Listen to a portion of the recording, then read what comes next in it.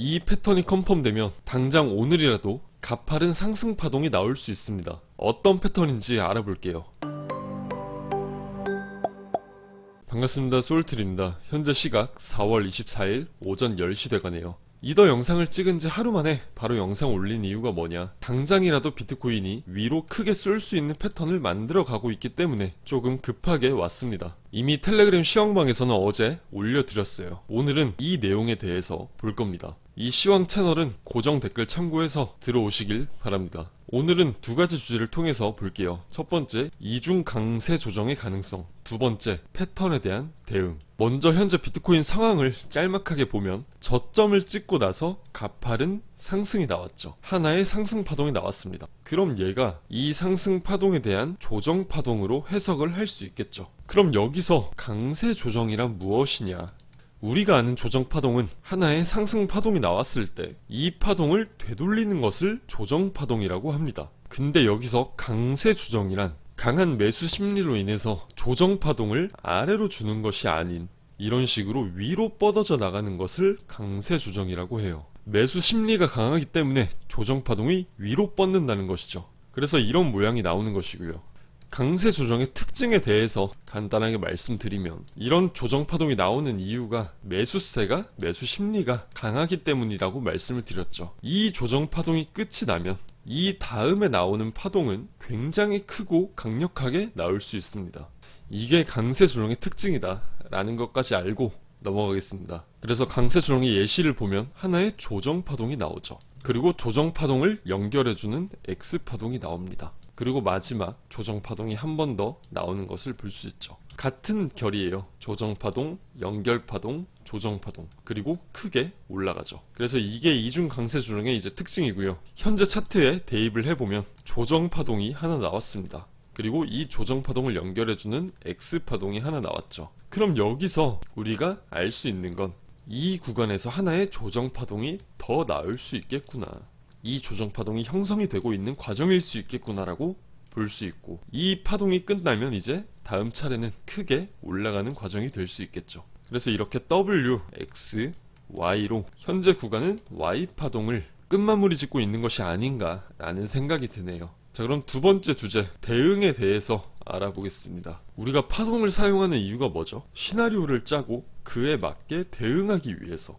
그림을 찾는 게 중요한 게 아니에요. 이런 게 중요한 게 아닙니다. 이 그림이 만들어짐으로써 우리가 할 수 있는 것이 대응이죠. 이 대응을 제대로 하는 것이 가장 중요하다.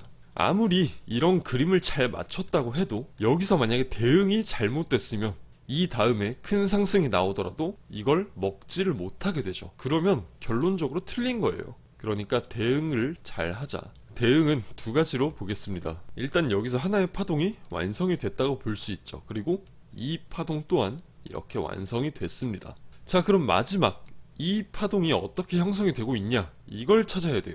Y 파동이 어떤 식으로 형성이 되고 있는지. 하나의 하락 파동 나왔습니다. 그리고 이 중간 B 파동이 만들어지고 있는 과정이다라고 볼 수 있는 거죠. 자, 이 B 파동이 어떻게 나올 거냐, 이런 식으로 나올 수도 있고요. 수렴이죠. 이렇게 나와서 아래로 떨어졌다가 올리는 무빙이 가능하겠죠. 두 번째는 이 그림대로 A파 나왔고 B파가 조금 더 높게 올라갈 수 있다. 그래서 이렇게 A, B, C로 이런 플랫을 만들어 주는 거죠. 그래서 두 가지 시나리오 모두 한번 대응법을 볼게요. 이 B파가 지금 어떤 파동이 나오는지는 모르겠지만 만약에 수렴이라고 하면, 이런 수렴이 맞다고 하면 아래로 떨어지겠죠. 떨어지고 나서 일단 가장 좋은 건 아래에서 받는 거죠. 아래에서 받는 건데 일단 이 채널을 아래로 한번 이탈하는 것을 기다립니다. 아래로 이탈했다가 이 채널 내로 다시 회귀할 때 리테스트에 롱을 잡는 것이 가장 좋습니다. 왜? 스탑이 분명하다. 스탑이 어디? 이 저점이죠.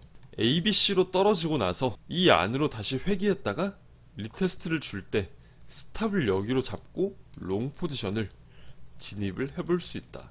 이게 첫 번째 대응이 될 수 있겠죠. 그래서 괜히 떨어지는 칼날을 잡기보다는 우리가 하나의 안전장치를 거는 것이 좋다고 보는 이제 대응이고요.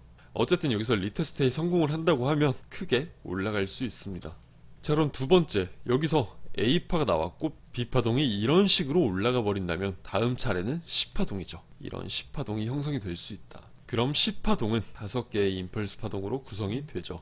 뭐 당장에 이거를 찾을 수는 없죠. 당연히 얘가 올라갔다가 내려오는 모습이 나와 주어야지 그때 판단을 할 수 있는 거고, 이건 이제 여기서 우리가 임펄스 파동을 찾아야 합니다. 임펄스 파동을 찾아야 하고, 뭐 이런 채널에 닿을 수도 있어요. 닿을 수도 있고 안 닿을 수도 있는데, 얘도 마찬가지로 가장 좋은 건 채널 아래로 떨어졌다가 채널 내로 회귀하면 리테스트의 롱, 이게 베스트예요. 자, 만약에 채널에 닿지 않으면 어떻게 하냐. A, B, C로 떨어지니까 임펄스 파동을 찾아서 이제 이 임펄스에서 이 이사 추세 라인이 컨펌 되는 것을 기다려야 한다. 그래서 이제 이런 포인트에서 매매를 할 수 있는데, 제가 이걸 실시간으로 전달을 할 수 없잖아요. 실시간은 텔레그램 시황방에서 제 뷰를 말씀을 드린다. 이 시황방은 어떻게 들어오죠? 고정 댓글 참고해서 들어오시면 됩니다. 아무튼 뭐 이 움직임에 따라서 우리가 어떤 패턴이 나오는지, 어떤 타점을 잡을 수 있을지 계속해서 고민을 하고 대응을 해봐야겠죠.